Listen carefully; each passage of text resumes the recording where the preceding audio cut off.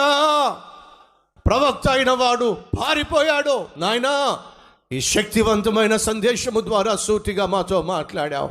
విత్తబడిన ఈ వాక్యము మా హృదయాల్లో ఫలింపచేయండి. ఏమో అనే దయ్యం పట్టేసింది నాయన. చచ్చిపోతానేమో, రోగం కుదరదేమో, ఆర్థికంగా ఉన్న అప్పులు తీరవేమో, నా భర్త మారడేమో, పిల్లలు నాశనం అయిపోతారేమో, నేను నరకానికి వెళ్ళిపోతానేమో.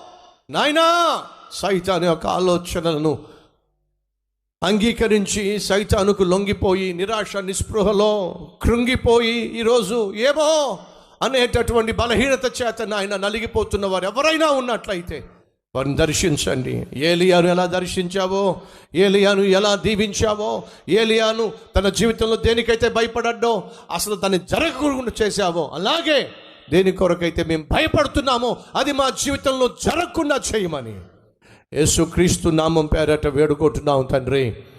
ఆమేన్.